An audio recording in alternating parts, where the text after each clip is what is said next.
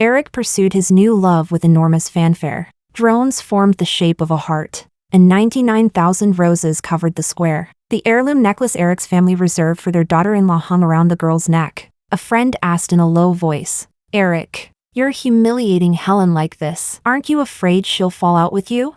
Erick held his new love in his arms and smiled carelessly. "If she falls out with me, then so be it. If we break up, even better. I can give Amelia a proper status." Later, late at night, he called. Leo answered the phone. "Mr. Erick." His voice was calm and composed. "Helen is asleep. If there's anything, I can pass the message for you." Erick gripped the phone, and his eyes instantly reddened. Chapter 1. Erick made a grand public confession to Amelia, and everyone was waiting to see me show up and wreck the scene. But even when night fell, I never appeared. Someone said, "Helen has been spoiled and arrogant for so many years. Now she's finally learned to be gentle and obedient." Someone immediately chimed in, "Isn't it because her family is declining? Even Miss Helen knows how to read the room now." Erick didn't like hearing those words. His brows furrowed slightly, but he didn't stop them. His new love, Amelia, was pressing herself against him, her soft arms wrapped around his arm. He lowered his head and scrolled through his phone. His chat with Helen was still stopped at 3 days ago. Helen had asked, "What will it take for you to give me that heart?" Helen's father had been waiting for that heart for a long time. The match had been successful, the surgery had been scheduled, and all their hopes had been placed on that heart. But Amelia had leaned against his chest and said her grandmother couldn't wait either. Erick had been in high spirits at the time, and he also wanted to make Helen lower her head and behave. So he sent the heart into the operating room for Amelia's grandmother. Amelia saw the message Helen had sent. She took his phone, typed a few words on the screen, then giggled as she held it up for him to see. "Kowtow 100 times, and I'll give you the heart." Erick pinched her cheek. "You little devil. What if she really does kowtow? The heart is already gone." Amelia laughed lightly and innocently. "Miss Helen is so proud. How could she possibly kowtow?" Erick thought that made sense. After that, Amelia hooked her arms around his neck, and he forgot about the matter. For the next 2 days, Amelia found all kinds of ways to cling to him, and he had no time to think of Helen again. At some point, Helen sent over a video. In the video, she kowtowed again and again, counting each one as she did, a full 100 times. Blood flowed down Helen's fair face. Erick stared at the screen, his heart feeling as if something had clenched around it. The video ended. Erick's hands were ice cold, and panic surged through his heart. He ignored the breakup message that came after the video and called Helen. No one answered. He called again. Still, no one answered. He felt somewhat displeased. In the past, even when they were fighting, Helen would never refuse to answer his calls. He thought of her face covered in blood in the video and suppressed the impulse to throw his phone. Patiently, he typed a line. "How is your father now? I'll immediately have someone find a new heart source." There was no reply. He called his assistant again. "Speed up the search for a heart that matches Helen's father, no matter the cost." The assistant paused on the other end of the phone. At that moment, Amelia draped one leg over him, her hands slipping into his shirt and pressing against his chest. Heat rose through his body. He told his assistant to hurry up and handle it, then hung up. It would be fine once a new heart source was found. He thought that once a new heart source was found, Helen probably wouldn't be angry with him anymore. Helen had never been willing to stay angry with him for too long. Chapter 2. After Dad fell asleep, I reminded the caregiver to take good care of him, then gently closed the door to the ward. In the corridor, Leo was still sitting on the bench. He wore a light gray coat. His figure was tall and slender, and his long legs were slightly curled up, making him look a little wronged. His eyes were closed, and there was a faint weariness on his face.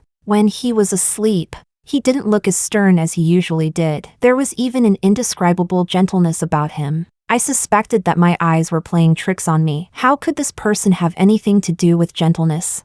3 days ago, my father was about to undergo surgery, but the heart Erick had promised still had no news. The attending doctor said we couldn't wait any longer. I begged Erick, hoping that for the sake of all our years together, and for the sake of how well my father had treated him, he would let the surgery go ahead. He said, Kowtow 100 times. In a corner of the hospital, I kowtowed 100 times, recorded a video, and sent it to him. He never replied. I called countless times, but no one ever answered. Just when I was in despair, Leo appeared before me. He looked at my miserable state and handed me a handkerchief. Miss Helen, the medical institution under my name happens to have a heart source suitable for your father. His gaze paused on me for an instant. He said, he can use it first, but I need you to agree to one condition. On one side was the doctor's urging, on the other was the hope of survival. At that time,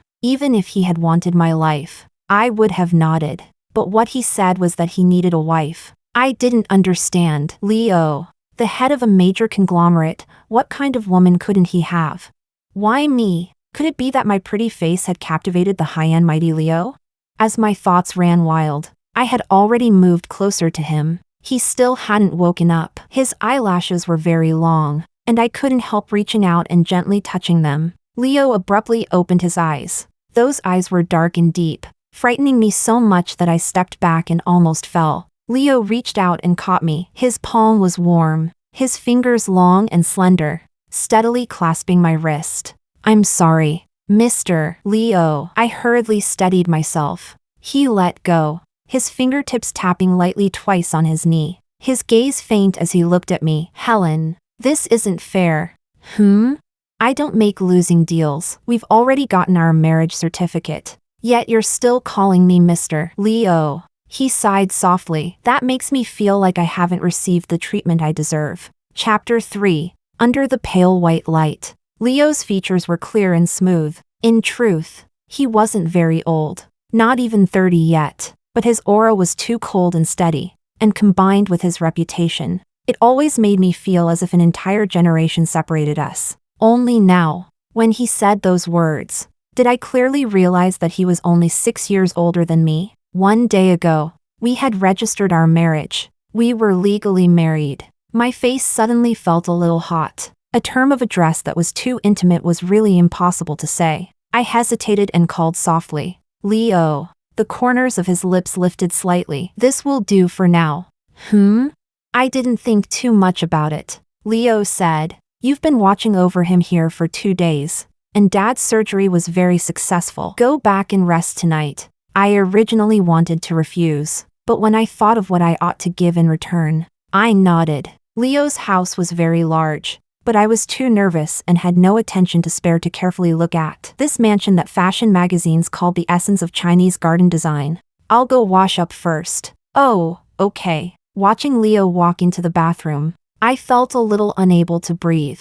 Although we had gotten our marriage certificate, this was only the second time we had truly met. The times when I had glimpsed him from afar at banquets didn't count. The afternoon of the day we registered, he had flown abroad, and he had only just returned today. I took out my phone. On the screen were several missed calls and messages, all from Erick. Helen, where are you? Reply to me. I've already had people speed up the search for a new heart source. There was another message, sent an hour ago. Helen, there's a limit to being willful. If you still don't reply, I'll take it that the breakup you mentioned is real. In the past, whenever he said that, I would immediately contact him and stop caring about his entanglements with those actresses and models. But this time, I stared at the screen, and a faint bitterness rose in my heart. The phone suddenly rang. It was Erick calling. I hung up, and he called again. The bathroom door opened. For some reason,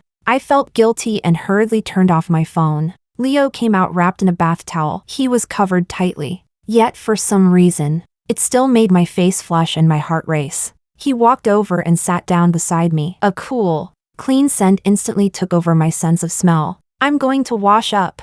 I practically sprang up and rushed into the bathroom as if fleeing. The moment I closed the door, I faintly heard someone laugh behind me. Chapter 4. I dawdled in the bathroom, dragging it out until I couldn't drag it out any longer. I couldn't really stay inside the whole night. What had to be faced in the end. I took a deep breath and told myself, legally married, legally sleeping together.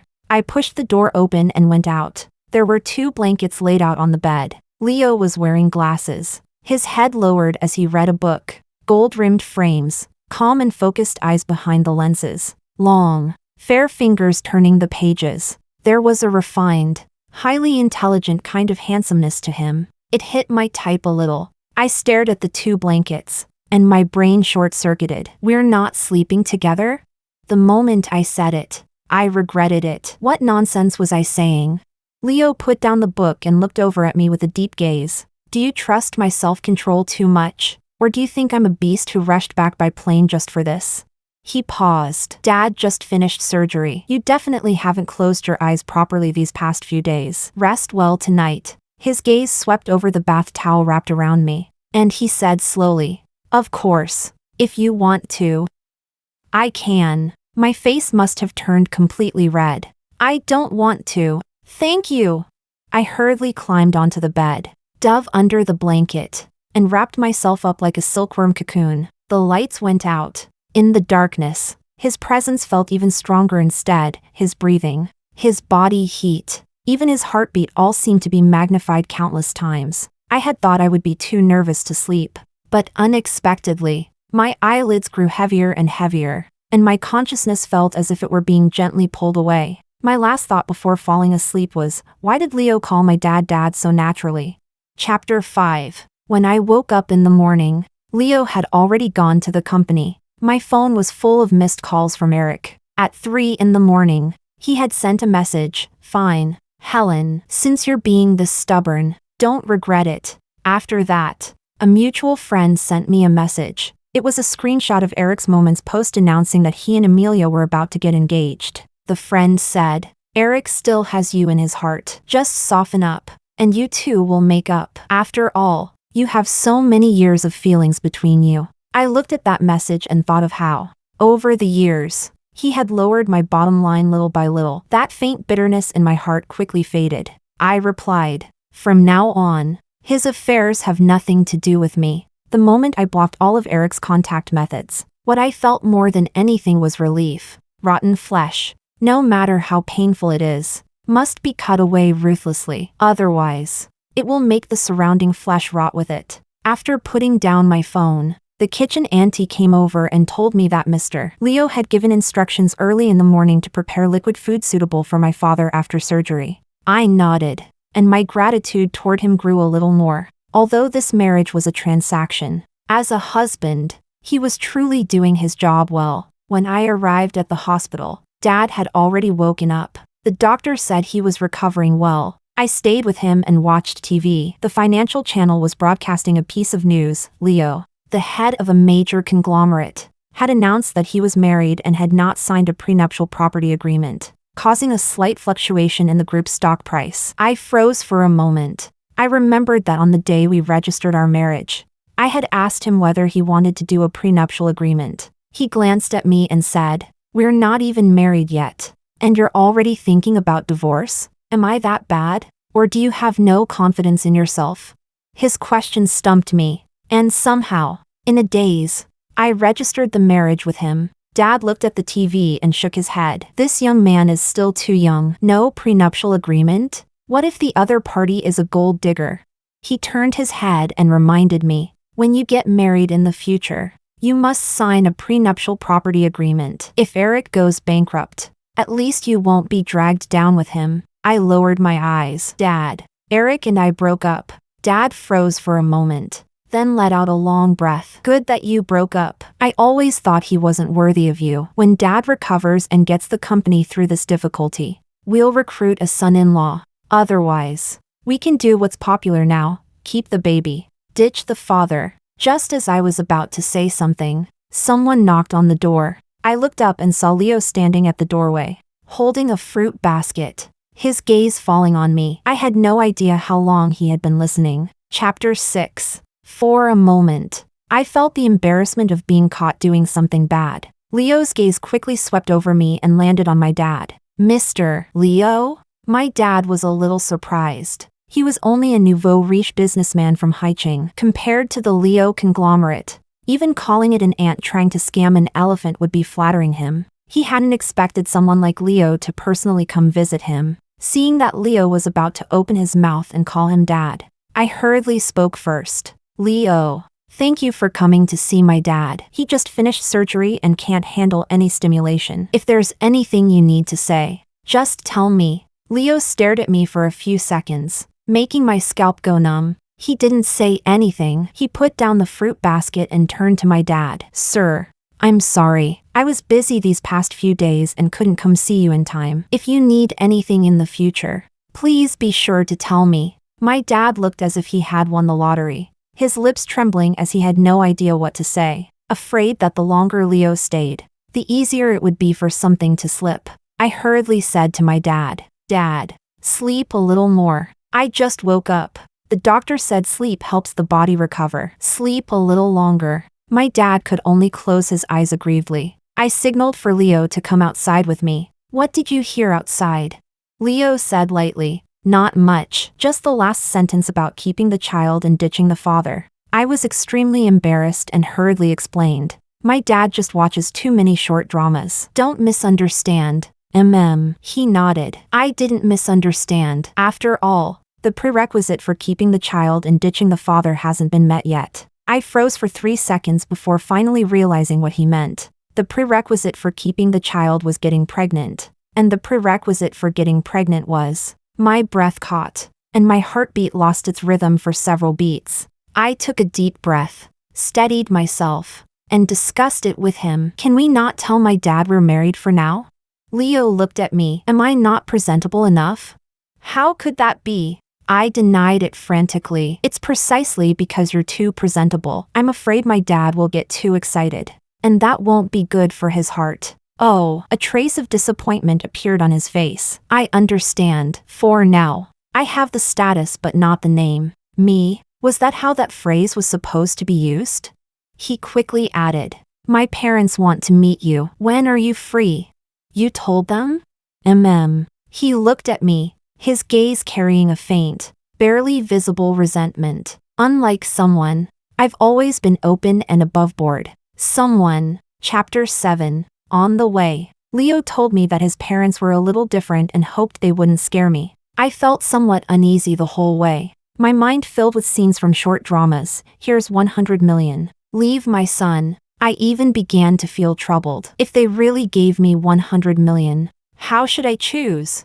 Such a large sum of cash could at least help my dad's company get through its difficulties first. What are you laughing at? Leo suddenly asked. I pressed down the corners of my lips. I'm not laughing. He looked at me searchingly for a couple of seconds, then said nothing more, even though he had warned me in advance. The moment I met his parents, I still froze. If Leo hadn't called out Dad, Mom and taken the plastic bags and cloth sacks from their hands, I would have thought I had run into garbage collectors. Dad, Mom. I followed him and called out too. Leo's mother looked rather serious, giving me the illusion of facing the dean of students back in school. Leo's father was much gentler, but there was a shrewdness in his eyes, exactly like Leo's. Hello, Helen. You and Leo sit first. We just got back, so we'll tidy up a little. Leo said that after his mother retired, his father had also resigned from his position in the group, and the two of them had gone to a remote area to run a school. One served as the principal, and the other managed the finances. They had just returned today, and the bags contained vegetables given to them by the locals. I admired them sincerely. Teaching and educating people. That's amazing. Leo smiled self-deprecatingly. I'm the most useless one in the family. I resisted the urge to roll my eyes. Are you humble bragging? Leo said. My elder sister is a professor at a top laboratory in the field of biology, determined to develop anti-cancer drugs. My second brother works at the Ministry of Foreign Affairs and has high hopes placed on him. Only I'm useless, so I can only inherit the family business. After a moment of silence, I said, Is your family still lacking children? Do I look like I could be your younger sister? Leo glanced at me. My family rules don't allow forbidden relationships. Me. Leo's parents came out after changing clothes, elegant and graceful. They handed me an emerald bracelet so green it seemed to drip with water, saying it was a first meeting gift. I didn't dare accept it. Leo's mother held my hand and said, Helen, you must accept it. This child refused to find a partner for so many years that his father and I had already started researching same-sex marriage laws. I looked at Leo's darkened face and couldn't help laughing. I bumped his knee with mine. Your parents are quite open-minded. Did you do something that made them misunderstand? Leo looked at me threateningly. Do you want to test my orientation? Seeing the light rising in his eyes, I quickly surrendered. I withdrew my leg and sat properly. Chapter 8. Helen still hadn't replied. Erick's expression darkened. An unease faintly stirred in his heart. A friend advised him. Why don't you go apologize to Helen? She has always been soft-hearted toward you. The heart her father needed. You gave to someone else. Anyone would be angry. Erick gave a cold laugh. If she's capable, then let her stay stubborn to the end. If we break up, we break up. Whoever asks to get back together is a dog. After saying that, he pulled Amelia into his arms and lowered his head to kiss her on the lips. Baby, shall we get engaged? Amelia agreed with a sweet laugh. His friend frowned. Are you really going to do this? What if Helen truly gives up on you? Don't take things too far. Erick smiled confidently. Helen may look spoiled and arrogant, but in reality, she's terribly stubborn. Other than me, she won't marry anyone else. Besides, her father still needs a heart source. I'll wait for her to come beg me to get back together. He instructed the others. This time, I absolutely won't be easy to talk to. When the time comes, none of you are allowed to speak up for her. Chapter 9. We're still holding a wedding? I had thought that between Leo and me, it was just a transactional marriage, and getting the certificate would be the end of it. So when he asked me to choose a wedding venue, I couldn't help blurting that out. Leo said solemnly, the family rules don't allow hidden marriages. Oh, in my heart, I complained that I wondered just how many landmines Leo's ancestors had stepped on for them to care so much about their descendants' love lives and marriages. Leo said, don't worry, I'll slowly reveal to Dad that we're married. The date can be set after he's well enough to attend the wedding. Leo's slowly reveal meant going to the hospital every day. My dad went from feeling overwhelmed by the honor at first to later finding it unbearable. Why does he have so much free time? After Leo left again, my dad anxiously grabbed my hand. Daughter, no matter how good he is, we can't start thinking about being a mistress. If he uses his power and status to force you, Dad will fight him to the bitter end and won't let him bully you. I asked the caregiver, what has my dad been watching lately? The caregiver answered, the young madam's 99 escapes and the CEO's canary has fainted again. Afraid that he would keep overthinking things, I told him to mentally prepare himself because I had news to tell him. Leo and I have already registered our marriage. My dad froze. What certificate? Marriage certificate. Oh, marriage certificate. Congratulations. Congratulations. Then he suddenly reacted. You're Leo's wife. The one who didn't sign a prenuptial agreement? I'm the gold digger you were talking about. The corner of my dad's mouth lifted. Nonsense. What gold digger? Clearly, he has good taste. Just like that, Leo and I became official in front of my dad. When he came again, he openly called him Dad. It felt like having Leo as a son-in-law worked better on my dad's condition than medicine. His body improved day by day. Erick's friend Hudson called and said Erick was getting engaged to Amelia at a hotel tomorrow. He's just acting out of anger toward you. Lower your head a little. Come over. Give him a way out. He won't really get engaged to Amelia. The one he loves most in his heart is still you. Noisy background sounds came from the other end of the phone. Erick's voice, laced with alcohol and full of indifference, came through.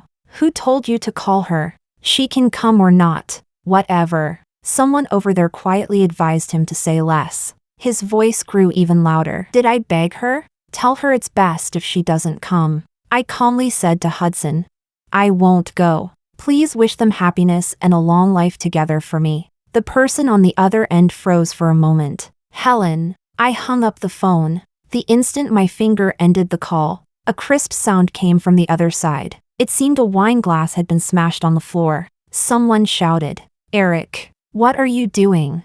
I turned around. Leo was leaning against the doorframe, looking at me. Chapter 10. Leo smiled a little forlornly. Although I really want to say I don't care at all, it seems I can't do that. He lowered his eyes, his eyelashes casting a shadow beneath them. After all, you've known each other longer, and you're closer in age. As for me, I'm so much older than you. I looked at him expressionlessly. All right. Stop pretending. You, feeling inferior? Is a 6-year age difference that big?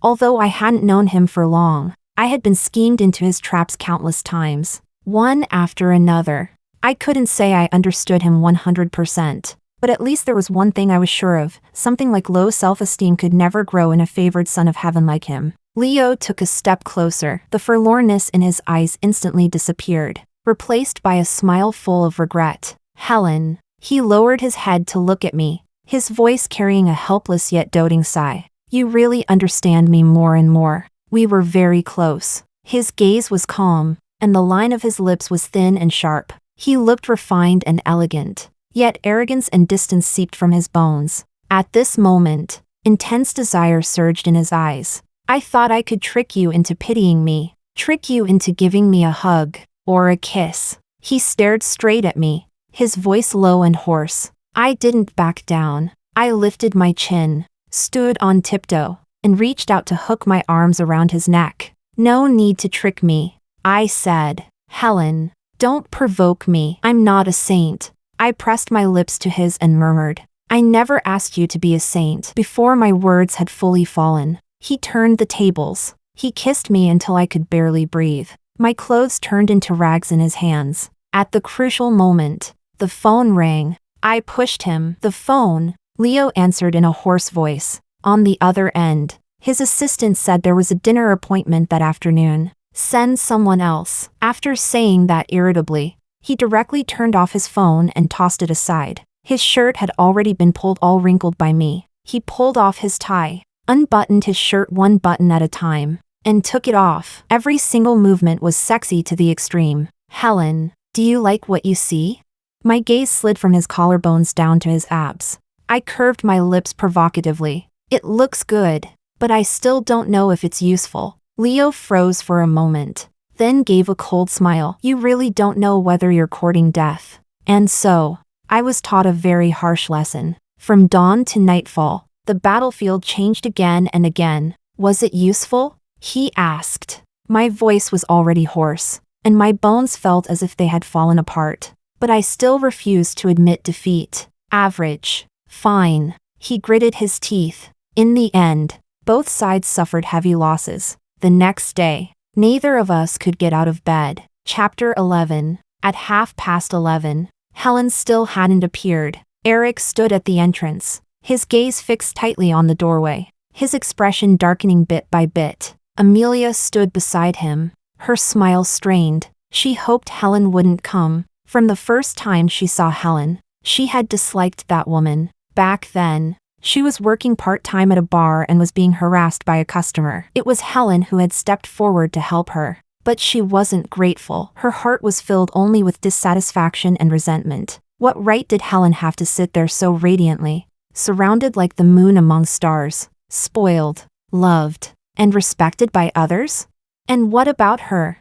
Her parents favored her younger brother. She had to force smiles at the bar, had to be groped by others and still smile through it. She didn't even hate the customer who had taken advantage of her. She hated Helen, hated her beauty, hated her elegance, hated her kindness, hated how clean she was, hated how generous and dignified she was. So when Erick's gaze brushed lightly over her, she decided she would steal this man away. Later, she indeed got into Erick's bed. She took the heart that Helen's father needed. She thought she had one, just a little more, and she would cross class lines and become someone greater than Helen. Time passed minute by minute. The guests began whispering among themselves. Why were the two people getting engaged still standing at the entrance? Amelia forced a smile and tugged at Erick's sleeve. Erick, it's about to start. It's time to go on stage. Erick didn't move. He stubbornly stared at the doorway and called his assistant. How is the search for the heart source going? The assistant hesitated for a moment. Boss, Miss Helen's father's surgery has already been completed. Erick abruptly tightened his grip on the phone. You're talking nonsense. How could the surgery be done without a heart? It seems the heart was provided by a medical institution under the Leo family group, and the surgery was also performed at their hospital. Erick only felt as if something had slipped out of his control. Leo, why would he help her? The assistant didn't speak. Erick's heart sank to the bottom. He muttered in a low voice, as if comforting himself. Helen couldn't possibly like someone else. She endured for so many years. She won't leave me. Amelia tugged at his arm again. Erick, the ceremony is about to start. Erick suddenly turned his head and stared at this woman who had still made him feel comfortable just yesterday. Affected, vain, greedy for money. The kind of woman who could be taken to bed as long as there was money. What part of her could compare with Helen? When Amelia leaned toward him, he violently pushed her away. Get lost! Stay away from me! Amelia was wearing very high heels and, caught off guard, fell to the ground. She hadn't expected Erick to embarrass her in front of so many people. She had thought that since he could give her the heart, it meant he had feelings for her. But it turned out, he had also treated her as a plaything. Erick looked at her with disgust, his voice full of displaced anger. It's all because you took that heart that Helen and I became like this. Amelia sat fallen on the ground, lifted her head, and for the first time revealed a mocking smile. Erick, you're the one who keeps changing women. Helen leaving you was only a matter of time. If you want to blame someone, the person you should blame most is yourself. Why are you taking your anger out on me? The one most at fault is you. Erick's chest rose and fell violently. He turned and strode outside. He was going to see Helen. He suddenly remembered the video of her kowtowing. How had he failed to see it in time back then? Why had he given the heart to someone else?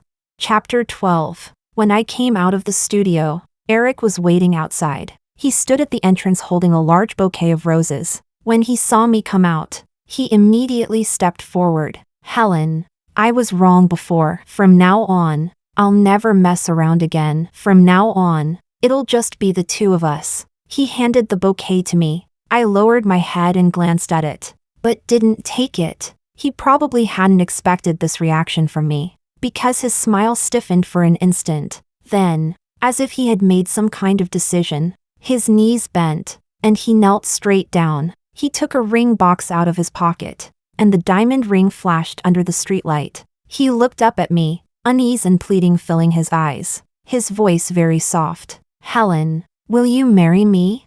The streetlight illuminated his features clearly. For an instant, I was dazed. When he confessed to me the year we graduated from high school, he had been like this too. He said, Helen, I will never be like my father. I want to be a devoted and faithful man. In this lifetime, I'll only be good to you. At that time, his eyes had been red. I believed him. Later, in the end, he still became his father. I stood there, unmoved. His expression changed from uneasy to panicked. Helen, his voice began to tremble. With all these years of feelings between us, you wouldn't bear to give them up, right? I looked at him, under the streetlight. His face was still that same face, with highbrow bones and deep-set eyes. But suddenly, I found him unfamiliar. I couldn't help letting out a cold laugh. So you relied on all those years of feelings to hurt me however you wanted? His lips moved. Why? Why do you think I should always wait for you in the same place? He shifted forward half a step on his knees. That's not it. Helen, listen to me. The person I've loved most in my heart has always been you. Those women were the ones who threw themselves at me. They took the initiative, and I just couldn't hold back. I was really only playing around with them. Erick, I interrupted him. If you admitted that your heart changed, that you got distracted by someone new, I would only think you were a scumbag. But if you push all the blame onto women, I think you're disgusting. His face instantly turned white. He couldn't say a single word. It would make me regret it. Regret wasting all these years of my youth on a coward who doesn't even dare admit his own mistakes. He knelt there, his arms slowly dropping. Clap, clap, clap. Not far away, someone applauded. Leo walked over from the parking lot. His figure was stretched long by the streetlight. His steps were calm, and there was a faint smile in his eyes. He walked to my side and stopped. Naturally, he took the bag that had slipped from my shoulder and hung it over his own arm. Then he turned to look at Erick, who was still kneeling on the ground, and looked him over from above. My wife is right. Someone who even pushes his own mistakes onto others, isn't that exactly a coward? He asked with a smile. Mr. Erick, what do you think? Chapter 13. Erick's eyes were bloodshot with rage, as if I had done something to betray him. Helen, after all these years between us, you're actually with another man. When a person is speechless to a certain point, they end up finding it funny. Erick, are you even worthy of mentioning all those years of feelings? Weren't you the one who cheated again and again? Weren't you the one who said that if we broke up, that would be perfect, because you could give Amelia a proper status? He clenched his teeth, as if my words had stabbed him. He stole you away. He suddenly turned toward Leo, his eyes red. Leo, you're shameless, stealing someone else's woman.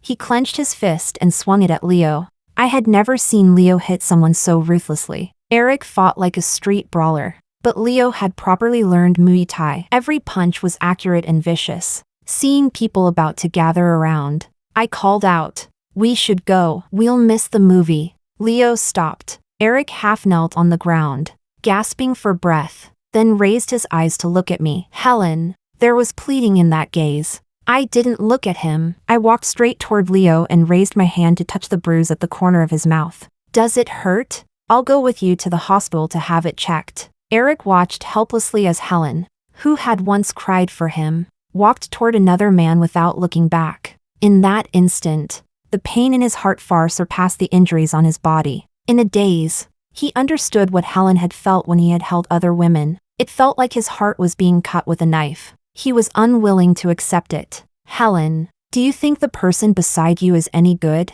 He braced his hands on his knees and stood up. He had plans for you long ago. Everything was planned by him. He wanted to steal you from me a long time ago. Leo's expression changed slightly, and he turned his head to glance at me. I turned around and looked at Erick. A trace of hope appeared on his face, but what I said next made him even more hopeless. Erick, was Leo the one who forced you into bed with those women? Was Leo the one who forced you to give the heart to someone else? Erick's expression became panicked, his face pale as paper. He still wanted to say something, but I no longer wanted to listen. I pulled Leo away. Behind us came the sound of sobbing. Chapter 14. Actually, I knew you a long time ago, Leo said. I froze when I heard that. When? If I had met someone like him a long time ago, there was no way I wouldn't remember. He looked at me, a very faint smile in his eyes. When you were in your first year of high school, I returned to my alma mater to give a speech and happened to see you. See what? See a female warrior. He paused, his expression strange, one against many, and not at a disadvantage at all. I suddenly remembered that was when my dad's business was just starting out, and I had just transferred into the best high school there. I didn't know how I had provoked them. Maybe my existence itself was an offense. That afternoon, several girls cornered me in the restroom. The one leading them folded her arms and leaned against the doorframe, saying she wanted to teach me a lesson. There were many of them. In terms of physical strength, I was no match for them, so I picked up the mop used by the cleaners in the corner. I gripped it, stirred it hard several times in the restroom, then swung it straight at those girls. I swung it with no technique at all, like a madwoman who had nothing to lose. They screamed, their pretty faces paling, and ran out while covering their heads. I stood at the restroom door holding that mop, panting heavily, my hair loosened too, like a cat with its fur standing on end. That scene had been seen by Leo. My ears began to heat up. That wasn't me, or rather, that wasn't the me I wanted him to see. The me I wanted him to see was Helen in an evening gown, holding a wine glass and smiling with a distant nod at a banquet. It was Helen sitting in the studio drawing design drafts, quietly drinking coffee. Actually, I'm usually very elegant. I tried hard to salvage my image, my voice growing softer and softer as I spoke. Leo couldn't hold back and laughed. It wasn't his usual faint, polite lift of the lips. His eyes curved, and his shoulders trembled slightly. But I thought you were very brave. His voice carried the slight hoarseness of someone who had just laughed. Very smart. Very interesting. So back then, you already... No. He interrupted me, knowing what I was going to ask. I just remembered you. Leo still remembered that girl standing at the doorway with the mop raised, her eyes bright like two burning stars. She held that mop as if she were holding a flag. So later, when he met her at the hospital, He felt that the girl who had raised a mop shouldn't be kneeling on the ground and kowtowing. Chapter 15. On the night before the wedding, Erick's mother called. Helen, Erick is in a very bad state. Could you come see him? Auntie, there's no need for me to see him again. The other end of the phone was silent for a long time. Then she sighed. I understand. Helen, you're a good child. He's just like his father. A rotten man. He's the one who wronged you. After that, I never heard any news about Erick again. My dad's health gradually improved, and the company also returned to the right track. My jewelry design studio became famous because of the pair of rings from Leo's and my wedding. Many wealthy people came to me, wanting to customize unique, one-of-a-kind jewelry. In the 3rd year after our marriage, we had a daughter, the only girl of the next generation in Leo's family. My parents-in-law were overjoyed and directly gave her an island, plus countless precious paintings and calligraphy works. That day, when we went to pick up our daughter from school, we saw Erick on the road. He had grown terribly thin, standing by the roadside, his gaze fixed straight in our direction. Leo wrapped an arm around me and our daughter, opened the car door, and didn't look back. In the car, Leo told me that Erick had caught a dirty disease, passed to him by one of his new lovers. He beat that woman half to death and almost caused a fatal incident. Stay away from him from now on. I wasn't surprised at all. He had never been someone who could settle down. Even if he still thought of me in his heart, he would never remain chaste like in novels. For him to reach this point had only been a matter of time. Our daughter sat in the back seat, holding up her drawing, calling out in her childish voice, "We're going home." I only felt fortunate. After leaving someone who drained me, the sky outside the window was clear and endless.